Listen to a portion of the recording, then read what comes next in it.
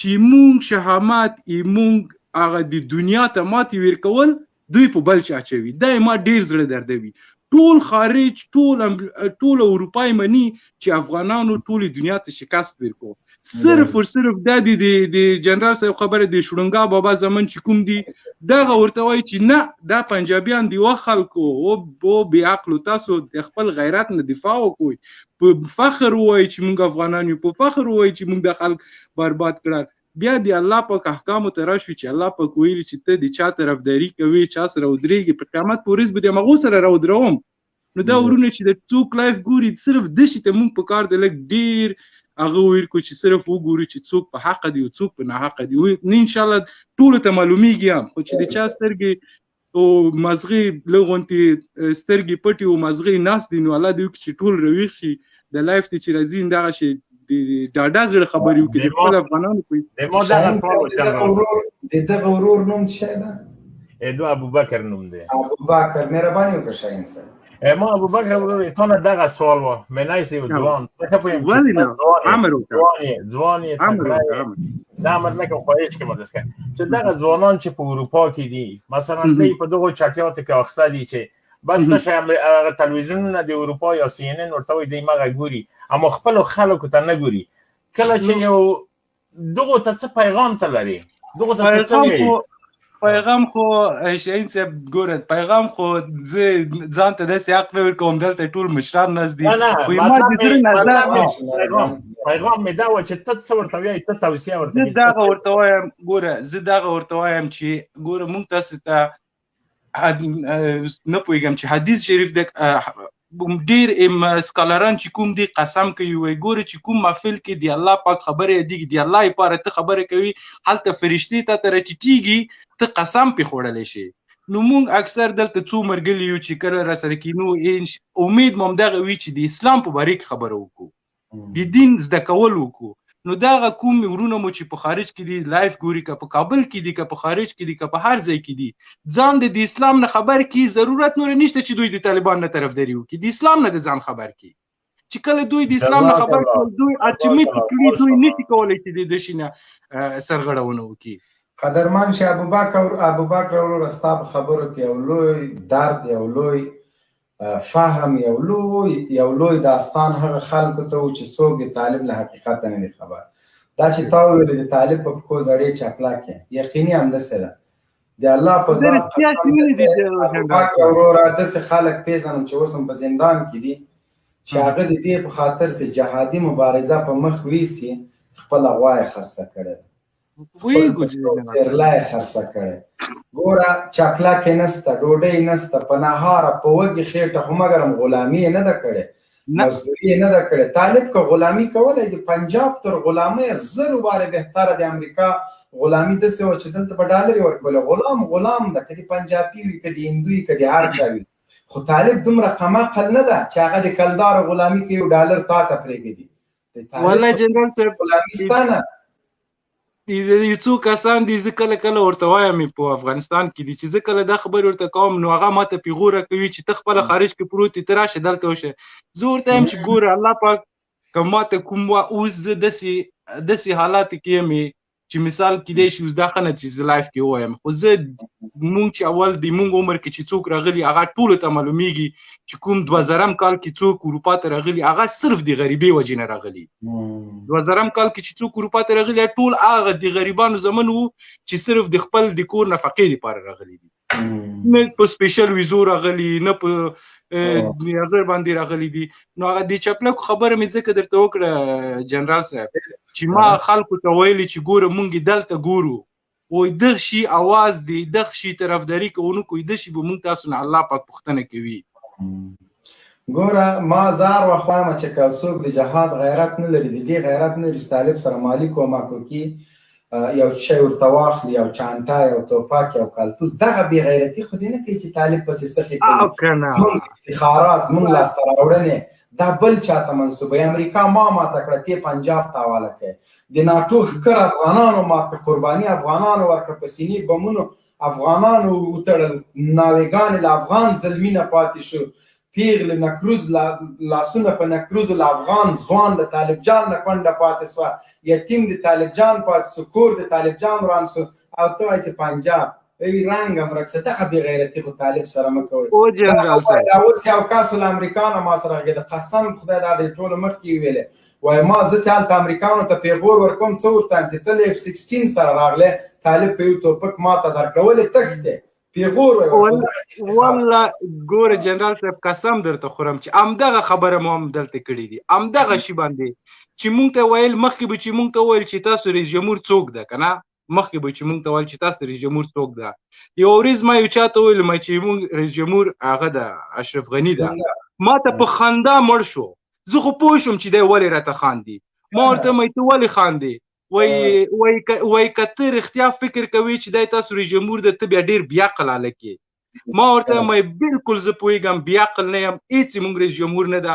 ما ته ولې داسې ما ته وایي ته په خپلې خولې راته وایي. هغه وایي چې دی موږ یو مدیر ده هلته مدیریت کوي.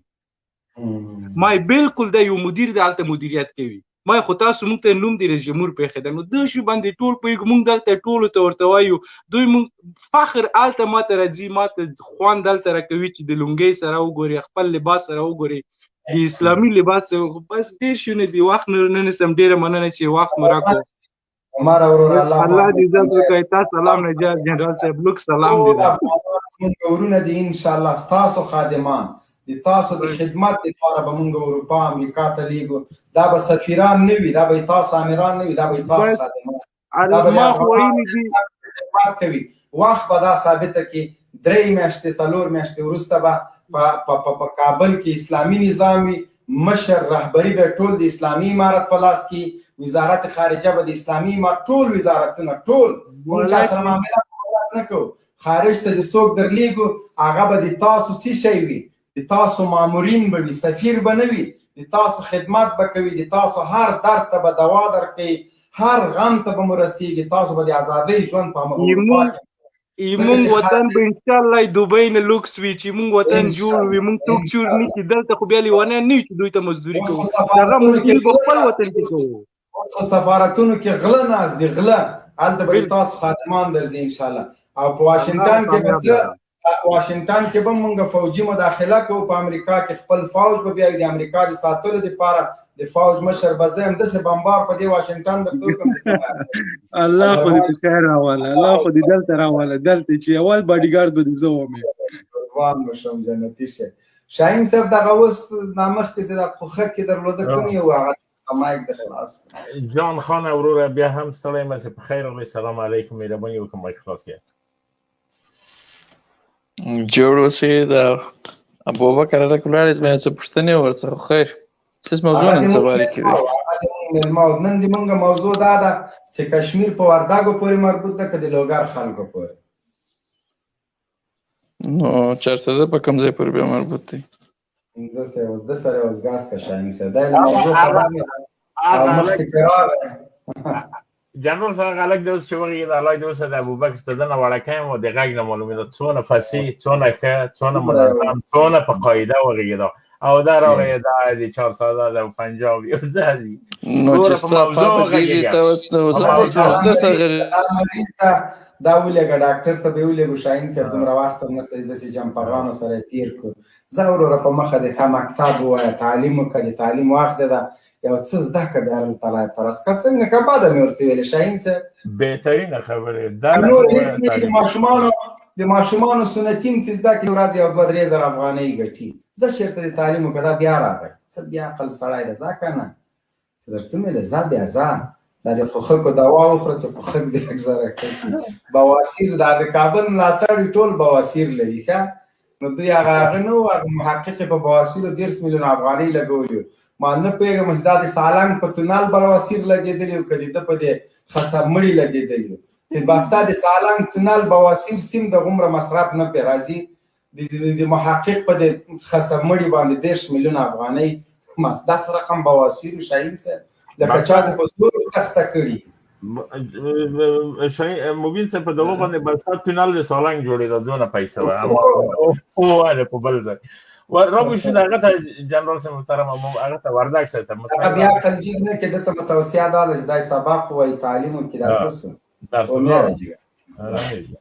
وردګ صاحب محترم مایک خلاص کړه. مطمئن وردګ کامل احمد مطمئن کامل احمد مطمئن وردګ میدان به دې مر سره لیکلی مهرباني.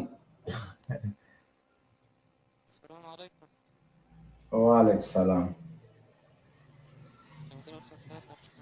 غږ دې خراب دی. ډېر چیرته وردګ صاحب محترم ډېر چیرته غږ دی.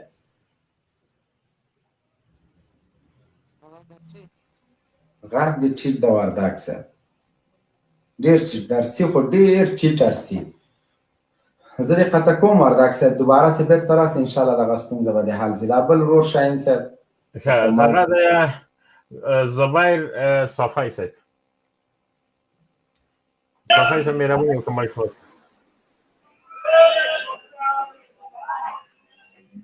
السلام علیکم جنرال صاحب. وعلیکم السلام مهرباني وکړه. جنرال صاحب استا سلام ته باندې لاسو سلامونه راغلم. هغه د مونږ هم درته سلام کو وروره قدرمان انشاءالله دې عزت څه ویل لري مهرباني. سلام ته راغلم جنرال صاحب. الله مو عزت وکړه قدرمان شي زمونږ ورور زمونږ د زړه ساری قدردان شو ورور ډېره زیاته مننه. الله دې خوشحاله الله دې بریالي او تکړه خبر شیر لرا بہت مشم بات چې تاسو را سره هزار و خبر شیر م ان شاء الله غم نه کې. شاهین صاحب دغه زاهد افغان خو د مونږ ملګری د ورسته په یو پښتنه مختم کې وکړو دغه عمر رور هم خبرې وکړې دغه مانه چې لاندې دغه تواخ ورکړه حمید جمالی حمید صاحب مهرباني وکړه. حمید صاحب شما تاسو مایک خلاص کړئ. حمید صاحب مایک مخلاص کړئ مهرباني صاحب غږیږه ما بندوم مایک غږیږه. السلام علیکم. له هر څه مخکې خو نیکې هیلې احترامات ډاکټر صاحب تاسو ته او مشر جنرال صاحب ته واقعا چې موږ ویاړو او یقیني درته وایم چې زما دا ارمان و چې زه به کله جنرال صاحب سره ورغږېږم. الله مو عزتمن لره وروره قربان شم د الله تاسو د مهرباني وکړئ وروره.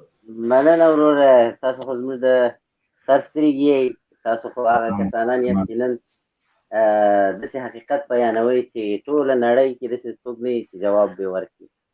او بله انشاءالله زه د هغه چې تازه راوغلم موضوع څه شي ده موضوع خو اجیره غلامه مزدوره بلواک او بیواک اردو ډمې ته سلامي کړې ده ډمې ته او ملا او عالم زندان ته چې دغه موضوع ده د امریکا روزل شوي اردو.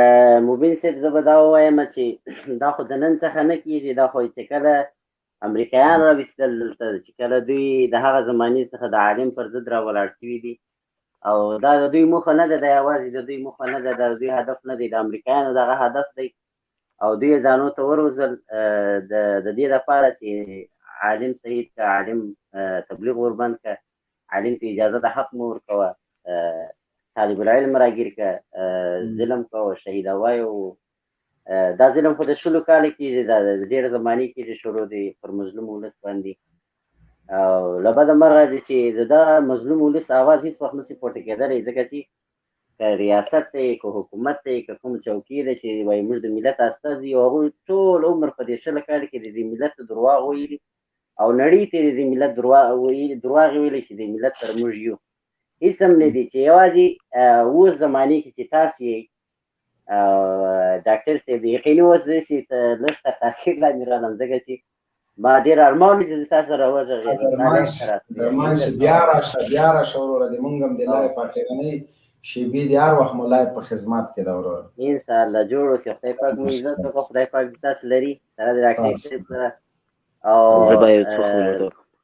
او بله خبره ده چې دا خو د نن څخه نه کېږي دا خو موږ دې باندې تاریخ ګواه دی دا خو دغه پېښې چې کېږي ټول ګواه دي چې د حکومت د غلام حکومت د مزدور حکومت چې د ځان واک نه لري نو هغه به څه د ملت استازیتوب وکړي استازیتوب یوازې هغه څوک کولی شي په ننني عصر کې د اسلامي امت هغه علما دي او ننني عصر کې چې علما د چا سره دي نو ما پر دې ولس باندې د خلکو باندې چې زما غوندې معنا چې امین هغه به ضرور دې ته باید ځانونه متوجه کړي چې ښېګړه مو په علماو پسې ده او مشران مو علماوي دي اسلامي امارت کې وي انشاءالله عدل و انصاف به پکې وي، شریعت به پکې وي ان شاء الله العزیز. نه به دا غلې وي، نه به دا اختطافچان وي، نه به دا چسپکي مینونه وي، نه به دا په میلیونو ډالر مرستې کېږي، دا به نه ورکېږي، دا به وي، دا به په ټولو ویشل کېږي که کېدلې او که نه کېدلې الله جل جلاله خو ستا به ان شاء الله دا به ګواهي، دا به وي ان شاء الله بیا به اسلامي امارت اسلامي شرایط به راځي ان شاء الله. ډېره زیاته مننه قدرمان شه، الله پاک مو عزت ورکړي. ډېرې ښکلې خبرې دې وکړې.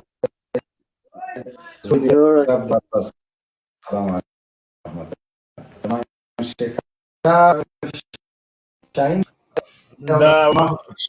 د ریاض وردګ څوک د دغه مایک د خلاص کا کامل هغه څه د دغه بیا د سیګنالو کې مسله ده. کامل مطمئن احمد وردګ بیا لږ سیګنالو کې مسله ده. ریاض وردګ څه مهرباني وکړئ. ریاض وردګ. وعلیکم السلام. خیر جنرال صاحب. شکر د الحمدلله مهرباني وکړه. نن د وردګو داسې باران د نام خدا مهرباني. وردګ ته چې دي ان شاء الله غیرتمند دا ټوله سوشل میډیا هم نیولې ده، مه کوئ داسې ګوره کنه. جنرال صاحب موضوع څه باره باندې ده؟ موضوع خو دغه ده، مخکې مې شاهین صاحب ته مې ویلې دي، ما د شاهین صاحب په کشمیر لانجه ده، مونږ وایي د مونږ دا وایي چې نه د وردګو حصه ده، نو نه پوهېږم اوس څنګه خوشحاله شو شاهین صاحب.